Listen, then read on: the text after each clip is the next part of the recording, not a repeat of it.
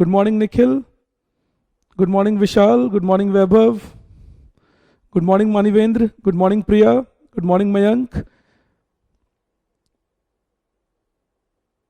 धन्यवाद वैभव. सुप्रभात तुम्हें भी. महादेव कृपा बनाए रखें. Good morning Anshuman. Good morning Preeti.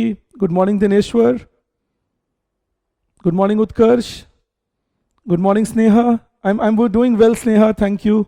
I'm fine. Thank you for asking. Akash, I think you will still be able to understand today's lecture. I think you will be able to understand, Akash. Good morning, Komal. Good morning, Lomarshi. Jai Hind, Shrikant. Namaskar, Akash. Good morning, Shashank.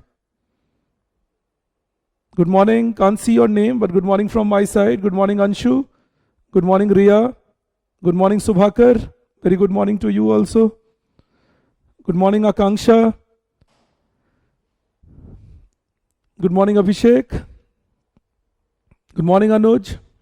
So I hope it's good enough reaching you. What I will do is I will begin today discussing with you the question I gave you last class on critical analysis of GDP. That was the question I gave you last class. Good morning, Ritik.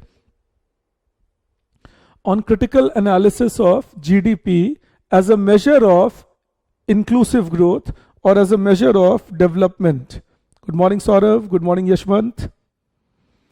So that's where we will start talking today, that we will be developing on the question first and then take it further. Good morning, Naman. Good morning, Nikhil.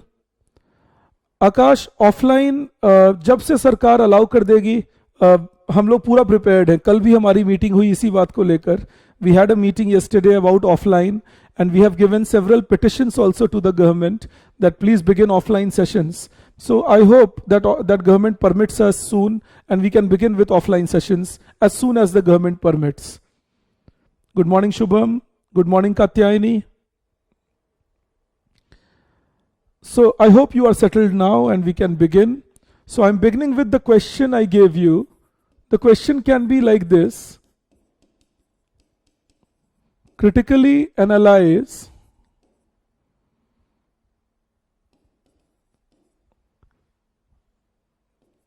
the role of GDP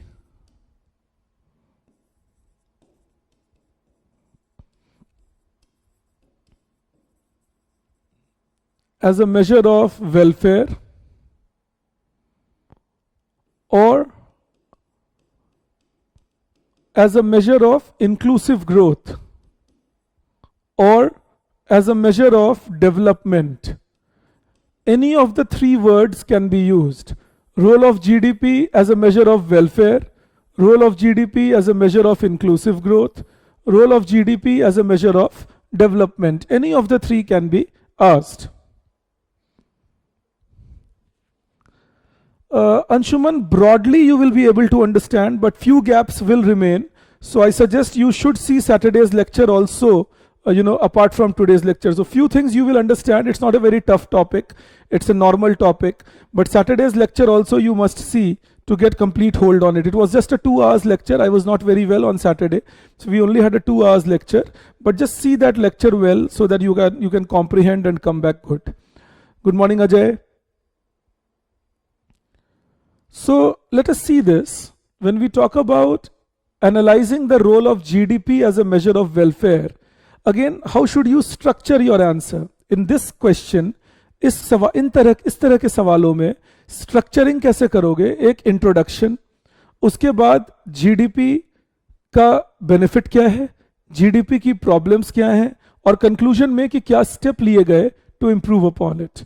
you will write an introduction, then you will write about the reasons how GDP can act as a measure of welfare, then the problems or the challenges in GDP acting as a measure of welfare, and then conclusion about how measures have been taken to improve upon GDP alone. This is how your structuring of the answer should be there. Good morning, Sai Kiran. This is just the beginning, Sai Kiran. Good morning, Adarsh. This is the first slide, Arya. Yes. Good morning, Rahul. So let us see this again. When we talk about critically analyze the role of GDP as a measure of welfare or inclusive growth or development, good morning, Vikas. It can come like this. Good morning, Vaibhav. That we initiate it.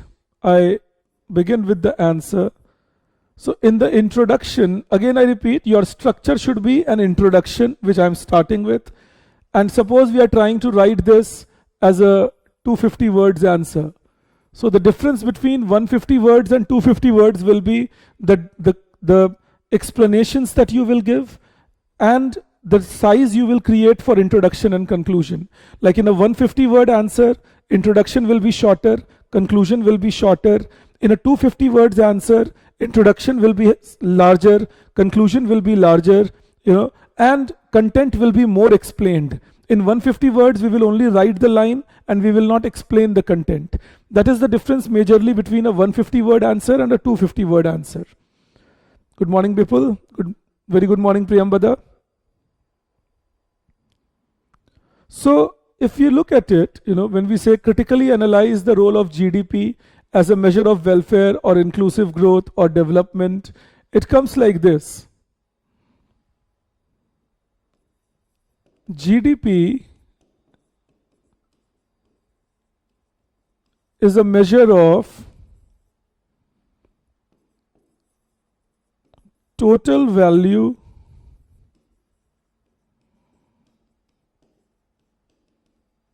of final goods and services produced in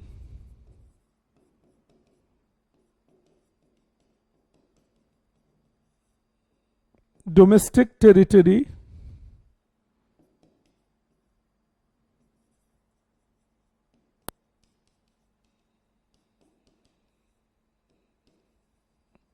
in a given accounting year.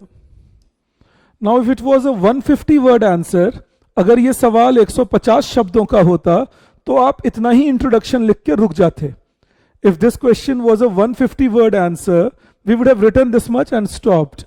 The second line I am writing now is because it is a 250 word answer, more marks, so we will elaborate upon introduction.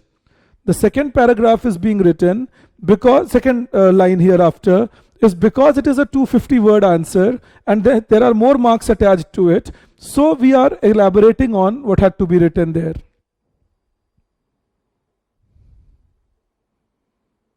Good morning, Saurav. Jai Hind, Shaurya. I have just started this, Shaurya. We were discussing things till now.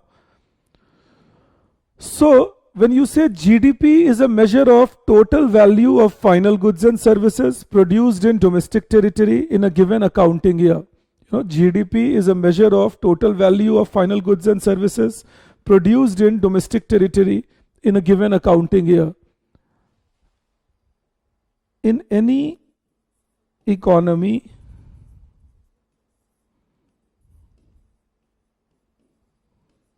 growth of GDP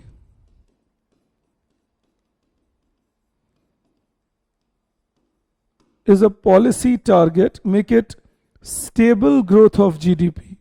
Stable growth means it should not fluctuate a lot. ये नहीं होना चाहिए कि एक साल 20% पे grow किया और एक साल -5% पे.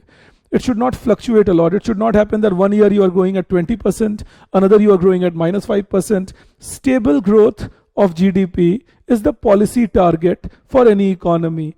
So in any economy, stable growth of GDP is a policy target.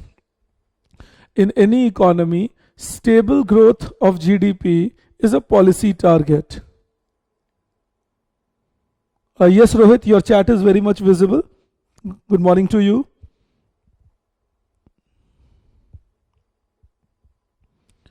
So now, this is one aspect of it. Excuse me. Yeah. So this is one aspect of it, that stable growth of GDP as a policy target is a policy target because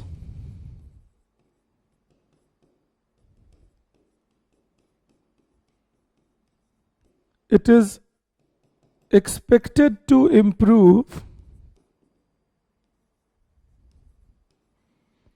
standard of living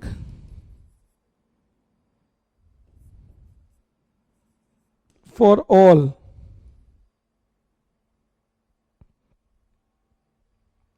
So you know what?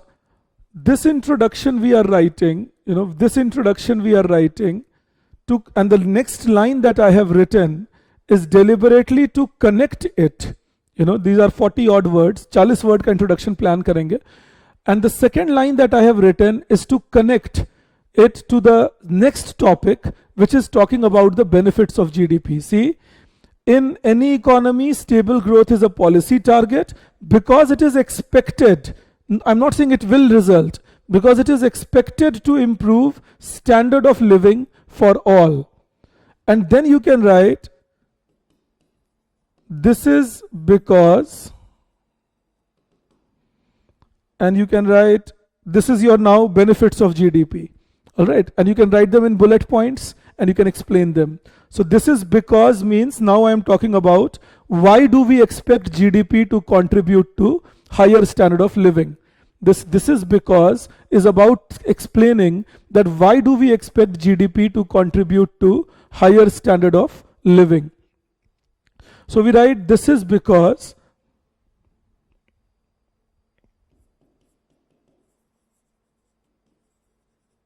higher growth of GDP results in higher level of output of goods and services,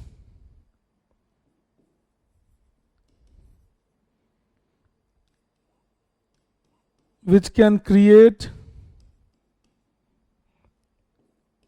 more supply and therefore contribute to higher standard of living. This is the first thing about GDP. This is the first thing about GDP, that higher growth of GDP results in higher level of output of goods and services. Higher growth of GDP results in higher, so ज़्यादा GDP grow हुआ मतलब ज़्यादा goods और services हुए, ज़्यादा goods और services हुए तो सप्लाई बढ़ी चीज़ों की, सप्लाई बढ़ी तो लोगों को मिलेगा और लोगों की स्टैंडर्ड ऑफ लिविंग बढ़ेगी. If there are more goods and services, there is more supply of goods and services, which means people will get accessibility to it and people will become better off. Alright, that is the idea of higher growth of GDP resulting in higher level of output and therefore higher standard of living. That is the expectation.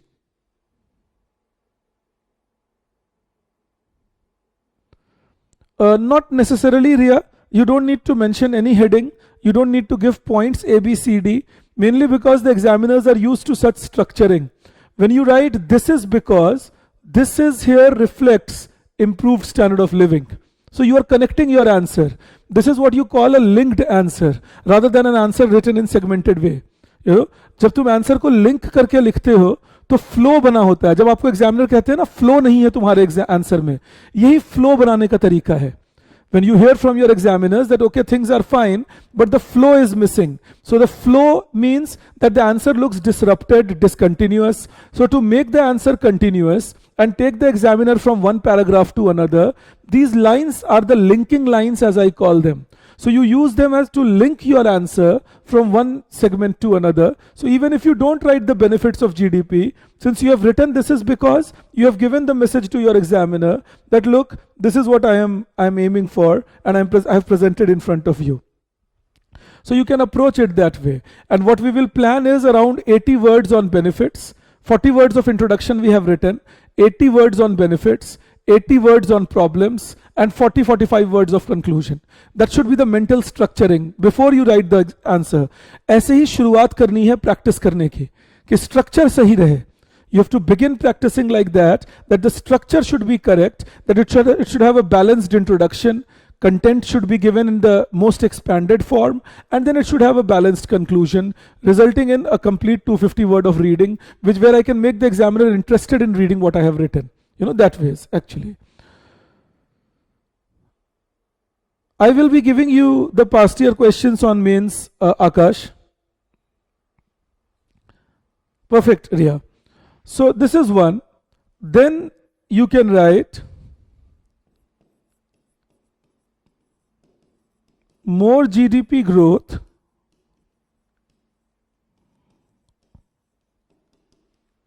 can result in higher saving. Why? If you recall, last class I taught you that higher GDP means higher income, and higher income can mean higher saving.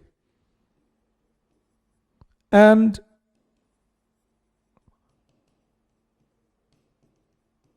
higher investment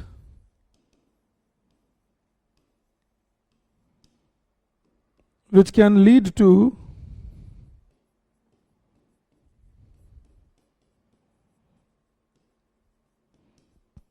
more employment opportunities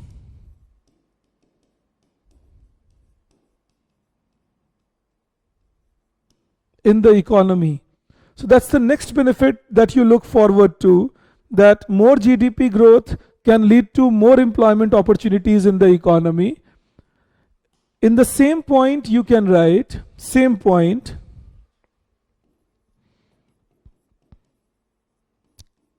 it can provide, so more opportunities can lead to more employment opportunities in the economy. And in the same point you can write, it can provide more resources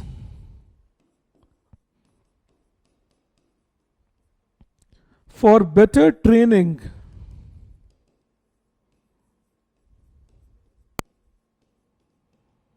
of workers, more resources for better training of workers,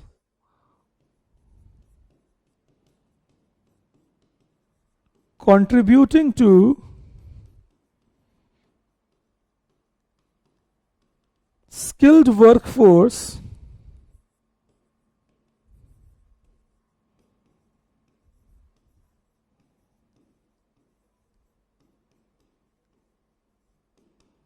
and higher level of development. It can provide more resources for better training of workers, contributing to skilled workforce and higher level of development. So this is another point that you can write. So more employment opportunities and better trained workers. That is another expectation with higher GDP. No, it's the next point, Anuj. And then, you can write the next point.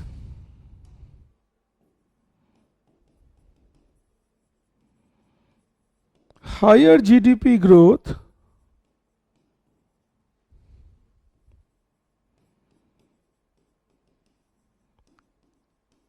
can provide resources for research and development, innovation,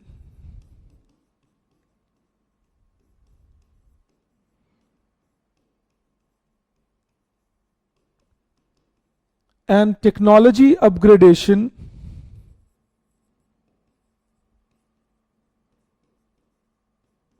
which can create new products for consumption, and that contributes further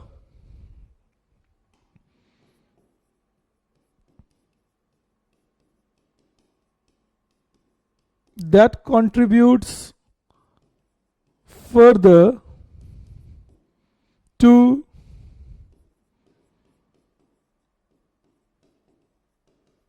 better standard of living. So these 4 points you can write for GDP acting as a measure of growth. These 4 points you can write for GDP acting as a measure of growth. These are the 4 points that you will write for GDP acting as a measure of growth and measure of development. All right. So if you see through it again, we started the answer talking about an introduction. For those of you who may have joined me late, I'm repeating it. This was a question I gave you on Saturday, if you recall. I gave you a question to critically analyze the role of GDP as a measure of welfare or inclusive growth or development. This was a question I gave you on Saturday. All right, I'm discussing the answers with you. So the answer that I discuss is GDP is a measure of total value of final goods and services produced in domestic territory in a given accounting year. So you can introduce by defining GDP. Then you can write in any economy, stable growth of GDP is a policy target because it is expected to improve standard of living for all. This is the next thing, that in any economy, stable growth of GDP is a policy target क्योंकि ये expect किया जाता है कि इससे सबकी standard of living बढ़ेगी. It is expected that everybody's standard of living will improve with the rise in GDP. That's the trickle down idea. Don't forget that. So then we write, this is because, why do we expect standard of living to rise?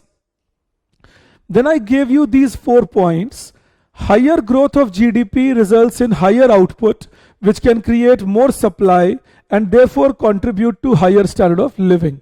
If GDP is more, output growth is more, supply is higher, and that contributes to higher standard of living. Second is, more GDP growth can result in higher saving and higher investment. As I told you on Saturday, higher GDP will mean higher saving, will mean higher investment, which can lead to more employment opportunities in the economy, which can lead to more employment opportunities in the economy. So that's the next thing that happens. All right, that with more GDP growth, there can be more savings, more investment. So firms will expand, new factories will be set up, new companies will start, and all that can create more growth in the economy. Then we said it can provide resources for better training of workers, that workers can be better trained, more schools, more colleges, more technical training institutions, contributing to skilled workforce and higher level of development. What I'm trying to teach you is, even if you want resources and those resources to reach the people, you will have to make sure that your GDP growth rises. In the first point, please listen very carefully to me. In the first point, when I said higher supply of goods and services, it doesn't only mean consumer commodities. Higher supply of goods and services will mean better roads. It will mean, because with rise in GDP, government's revenue will also rise with more taxes coming in. So it will be in a position to provide better roads, better bridges, better buildings, better hospitals for people. So overall standard of living rises in that manner. So all that point was included in the first point itself. And then we say higher GDP growth can provide resources for research and development, innovation, and technology upgradation. So that again becomes a method which can create new products. New products like, imagine with rise in GDP, we had new products like smartphones, like washing machines, television sets. Everything contributes to higher standard of living. So these are the points that we write across.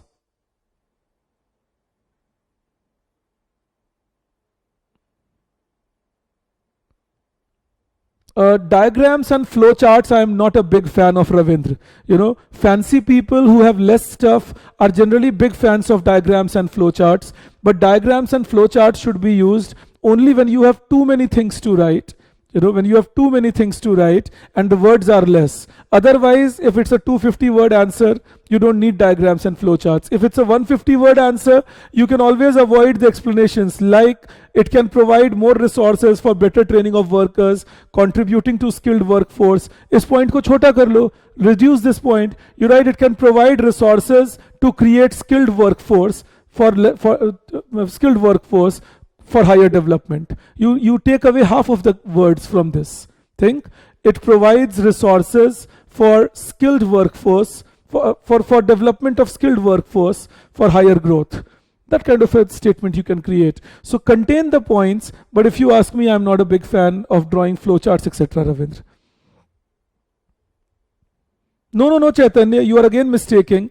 Higher GDP is related to higher inflation only when you are entering a heavy boom phase. Also, in spite of higher inflation, savings will be high because inflation is not that high that it starts cutting down on your consumption. So you can earn more. Imagine if you are earning from 100 to 200 if your income level rises. If inflation is not doubling up, you still have a higher real income. Don't forget, we are talking real GDP in all this. So when you talk real GDP, savings are always a possibility. Real GDP is after adjusting for inflation. Chaitanya, I hope it is clear. Maybe, Ria, you can make the virtuous cycle of growth flowchart, but I still suggest that, the points are always more relevant. I hope, Himanshi, you saw the point. I just started with this question. Yes, you can say that, Akash, that high GDP can give us more exports, but that may or may not always be true. I'm coming to that, Tarun. Just wait on that. I'm coming to that. Okay, so this is one aspect of the talk that we begin with. Then again, see, please be careful. See what I do here now. So I have written a 40-word introduction. I have written around 90 words here. I have written a 40 words introduction. I've written around 85, 90 words here, which is around 125, 130 words that we have exhausted till now. Then what we do, we write, however,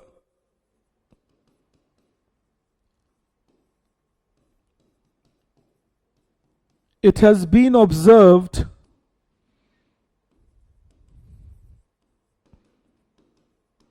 that high GDP growth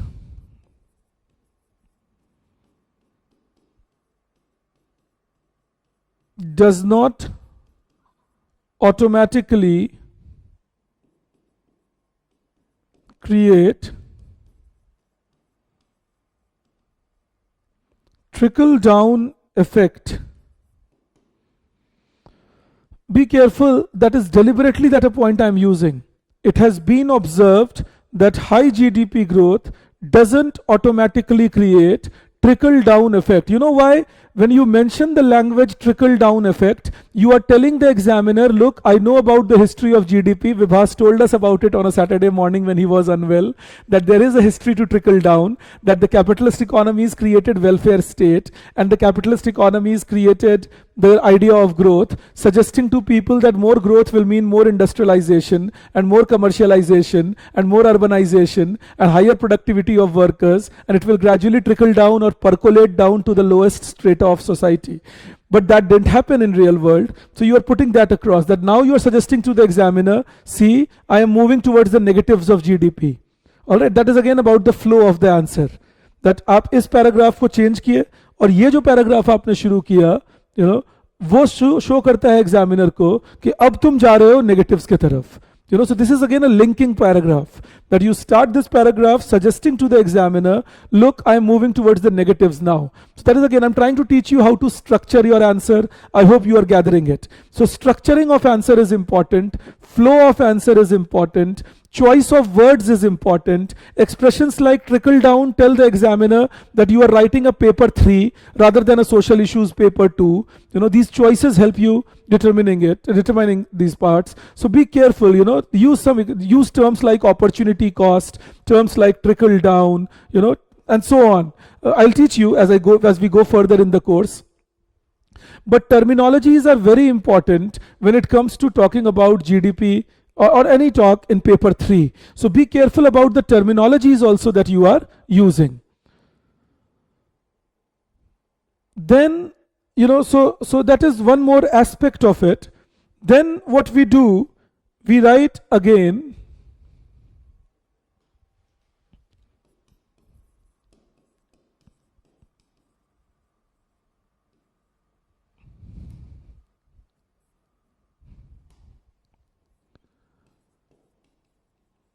this is because of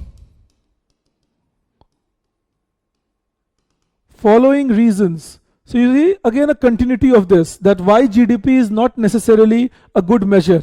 Why GDP is not necessarily a good measure. So we begin with the reasons first.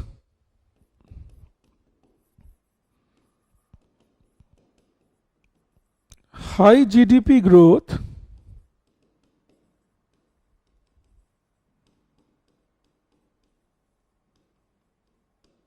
with high population growth will not improve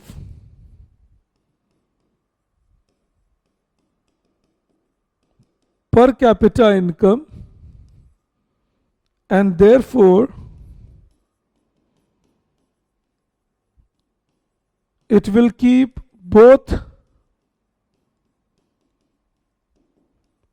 consumption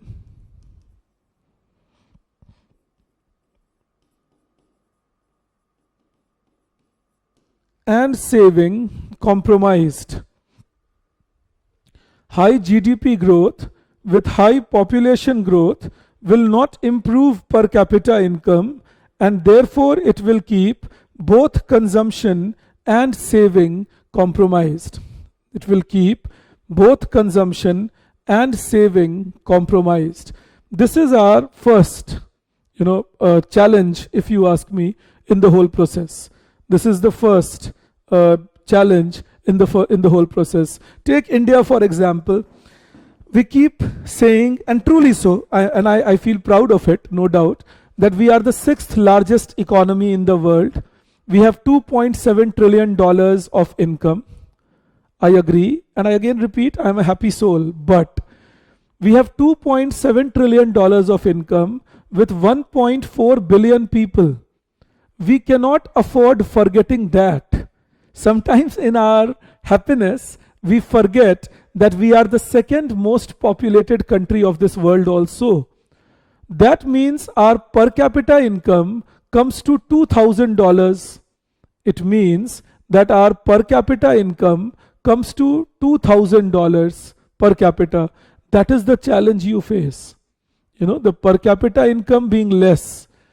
We say we are higher than France. France is a $2.6 trillion economy. India is a $2.7 trillion economy. Imagine if you meet a French and you tell this fellow this, dude, you know what? We have beaten you now. We are a $2.7 trillion economy and you are a $2.6 trillion economy. Now, the French will say, yeah, right, you have. In absolute terms, you are a higher GDP economy, but we are a country with 65 million population. 65 million, mind you, 6.5 crore log hain. So 65 million population in an economy of 2.6 trillion, which makes their GDP per capita around $45,000, or $40,000. Their GDP per capita becomes $40,000. We are a $2.7 trillion economy with around 1.4 billion people. So our GDP per capita is 20 times lesser than their GDP per capita. So if your population growth is rising, I hope I am reaching you and please be very careful. If your population growth is rising at a very fast pace, then even if your GDP is rising at a fast pace, your GDP per capita, that is average GDP per person, will not rise at a fast pace. Per capita GDP is your total GDP divided by total population. Per capita GDP is your total GDP divided by total population. So your GDP per capita is not rising. Your GDP per capita is not rising in spite of higher growth in your overall GDP.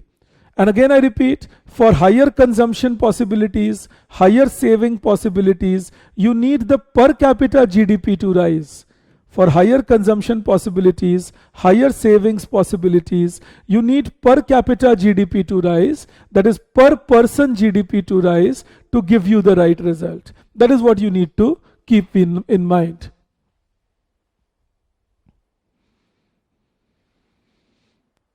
No, you should not. You can underline trickle down effect, Anuj, surely, but you don't need to explain trickle down effect. You can underline trickle down effect, but you don't need to explain trickle down effect. Komal, I hope you got that answer. Nisha, you can include, I'll be coming to that, gender sensitization, equality, we will be coming to that.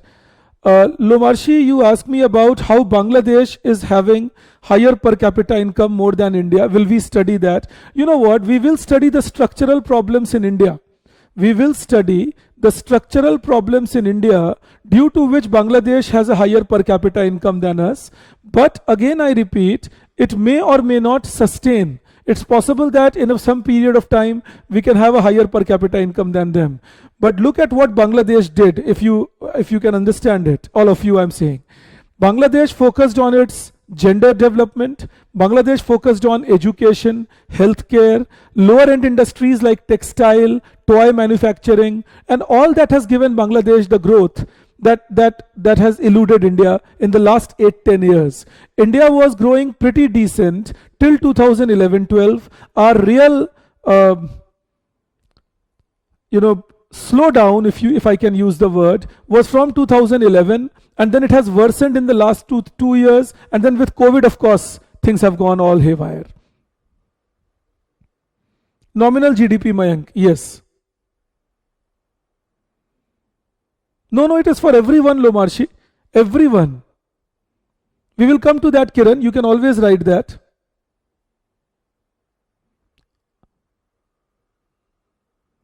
Well, Dineshwar, there are two things. One, they don't give you enough space to exceed the word limit by a larger value. Your space is limited in your answer sheet. So UPSC decides for you, in a sense, how much you can write. So if you don't have the space, how will you fill in the words? That is one. Second is, if you write more than the words suggested, you will end up then not be able to finish your paper. So there is no explicit penalty for it, but if you write more than what is needed, you will leave your questions untouched, some of them, and you will not have the space to write them also in many instances.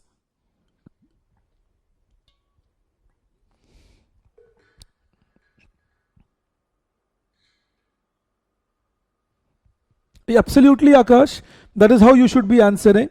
That when you use the economic jargons, you make it more possible to tackle such questions in paper 3. Then we take it further, We now talk about the second point.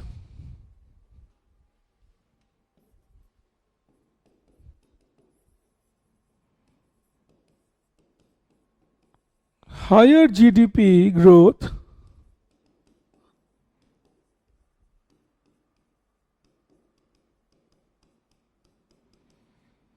with less participation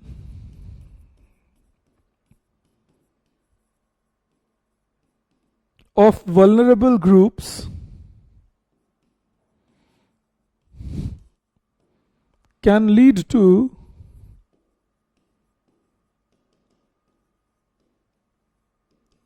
gender inequality,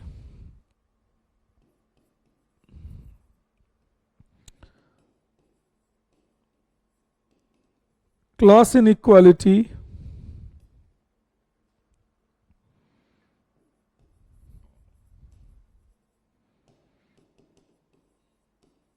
regional inequality, and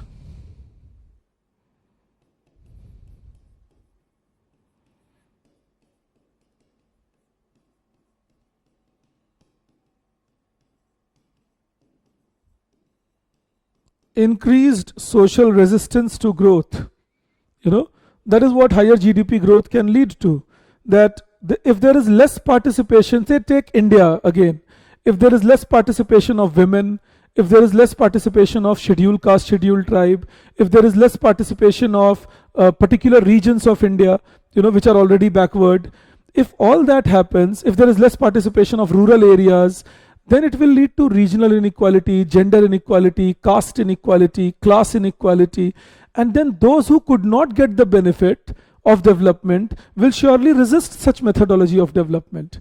अगर आपका development सबके लिए नहीं है, if you don't have inclusive growth, then those who are not included in that growth have nothing to cheer about. They won't like that kind of a growth, and in that case they will surely resist the method of growth that you are using, and that can lead to more problems on stability of growth. That people will resist the methodology of growth, and that can lead to more problems on stability of growth. So that is one more problem that you see and you have to take care of. With high GDP growth and less participation of vulnerable groups, inequality becomes an issue again for your system. The next problem that you see, third,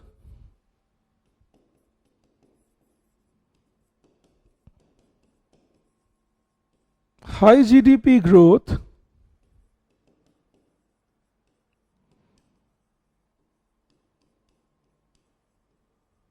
without corresponding increase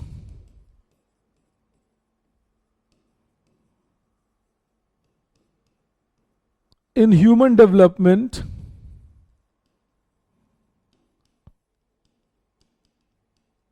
through education, healthcare,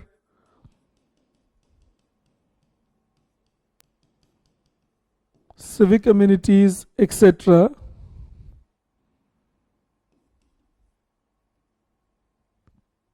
does not work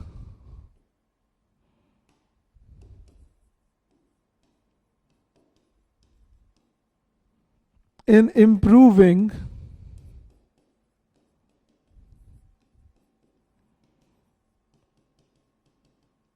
standard of living. So that is your next challenge. If you are not, see, high GDP growth can also happen by setting up very high capital goods industries. It can also happen by developing services sector for very high skilled people. And you are not investing in, say, primary schools, secondary schools. You are not investing in primary healthcare. You are not making a proper rural drainage system or a proper rural sanitation system. You are not connecting your rural areas to urban areas. If you are not doing all that, and you can have high GDP. India is a prime example of that. For several years we had high GDP because we focused on urban areas. The services sector gave us growth, banking, finance, information technology enabled services, real estate, and this growth remained restricted to few, especially in urban areas. We created IITs, IIMs and whatnot, universities, but we somewhere forgot that we need primary schools also, and we need clean drinking water, and we need primary healthcare facilities. All this missing meant, again, that it resulted in creating high GDP growth without human development to that same extent. And that again meant that your overall improvement in standard of living did not take place. So GDP growth, take India after 1981. After 1981, the average growth rate of India has been 6% per annum, which is a huge achievement, that for 40 years we could grow above 6% per annum. But still, if we are left with so much of poor poverty, and we are left with so much of inequality, then we need to reflect, where did we go wrong? How come we have the resources, but those resources did not get distributed well? That is what you call dualism. The society becomes dualistic, D-U-A-L-I-S-M, dualism, dualistic. On one hand, you have people who are maintaining lifestyles better than those of Europeans and better than those of Americans sometimes. And several people, it's not one or two people. Yesterday itself, I was just contemplating that some of us live in those high societies, and we have guarded structures, and we live in a full power backup scenario, and we are people who are not affected by crime as much. On the other hand, some of us are badly exposed to crime, to bad weather, dying in floods, dying in heat storm, dying in hailstorm. So imagine, who are these people? They are our people from our country. हमारे देश के लोग हैं भाई, हमारे जैसे लोग हैं, और धूप से मर गए, गर्मी से मर गए, बारिश से मर गए, बाढ़ से मर गए. ये कैसे जस्टिफाइड हो सकता है? How do we justify this? So this happens because we somewhere forgot that there are several among whom investment should have happened. And that lack of investment is reflected in poor standard of living for majority of the people. India is not alone in that. You can take that solace. We have Brazil, and we have Argentina, and we have Bolivia. So you have several countries which live like that. But I'm sure India doesn't want to be that. We should not aim to become a Brazil. We should not aim to become an Argentina. We should aim to become a South Korea. by aiming, I don't mean we should become a South Korea. I mean, in equality wise, we can aim to be a Germany. We can, as we develop, we can aim to be a Japan where there is equity along with growth. So that is the whole idea of inclusive growth, that uplift all in the process of growth, don't leave people behind. All right. So that again is a problem. Another is,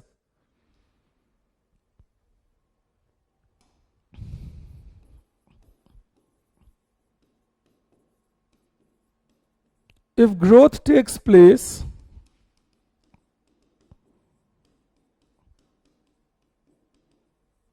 with polluting technology, if growth takes place with polluting technology,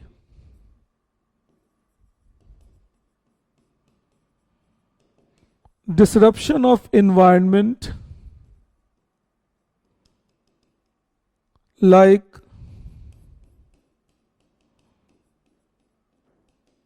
topsoil erosion, make it irreversible disruption. Irreversible. Irreversible means which you cannot change even if you want to later on. जब आपने कोई ऐसा नुकसान पहुंचा दिया environment को जिसे चाहकर भी बाद में ठीक नहीं कर पाओगे. So when you make such a loss to the environment that you can't improve upon it even if you would like to. So irreversible disruption of environment like topsoil erosion, groundwater table depletion, etc.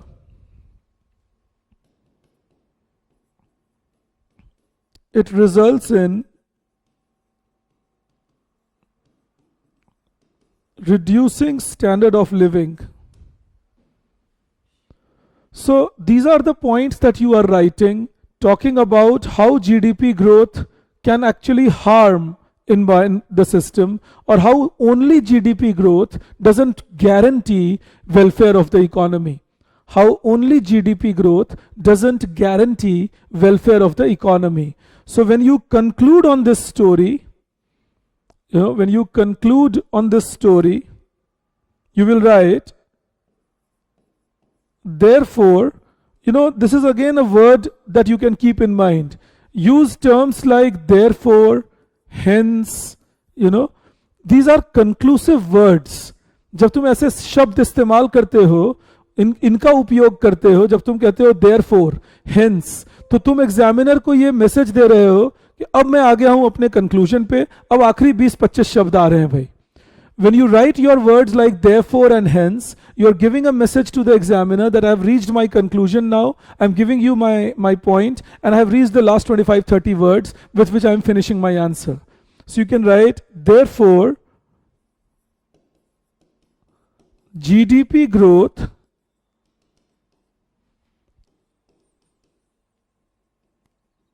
is a necessary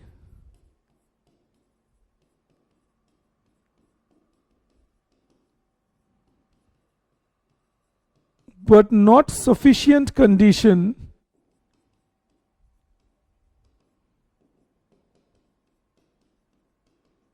for inclusive economic development.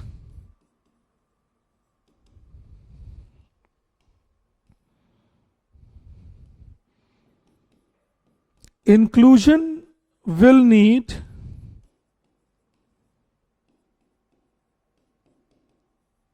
creating institutions, focusing on human development and equity, and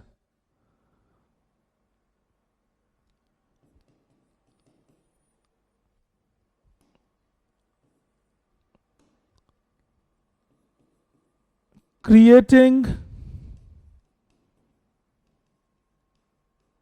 sustainable development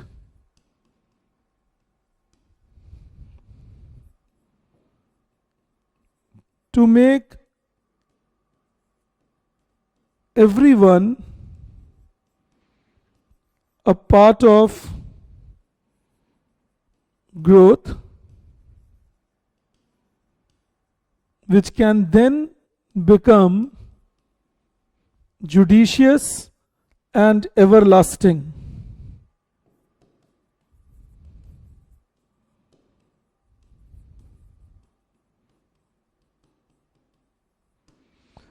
So these are your 250, 260 words that you are writing to create such an answer. Alright. These are your 250, 260 words that you are writing to create an answer that focus on institutions. Remember, when you create a ministry of skill development, when you create human rights organization, when you create women and child welfare development, you need to create these institutions and you need to focus upon planned development of these areas. Only then growth can be inclusive. So governance has a role to play in it. Government can become that organization which establishes such institutions, regulates the system, not controls. If you try controlling, it's a problem. If the government will control everything, it will again lead to bribery, nepotism. So government should be regulating the system, and there can be people who can keep a watch on the government mechanism also, and all that can lead to then inclusion and judicious growth. That is how you can conclude. Real GDP, Shrikant, always real GDP. You will not have the option of mentioning it on the same page, Vikram. The questions come printed on your answer sheet. So you will have to begin below the question. So the questions are printed, you don't have an option to begin there. No, Subhakar, we will discuss dualism here also. No, Marshi, there is none. Yes, Akash. The conclusion is, therefore, GDP growth is a necessary but not sufficient condition. Necessary condition because without growth, what will you distribute? If you don't have growth, what will you distribute? So it is necessary but not sufficient for inclusive development. Inclusion will need, so what is necessary, sufficient? Inclusion will need creating institutions, focusing on human development and equity, and creating sustainable development that is environmentally sustainable to make everyone a part of growth, which can then become judicious and everlasting. That is what inclusion is about. So this is how you can write an answer talking about introduction, benefits, problems, and conclusion. That is how you can create an answer.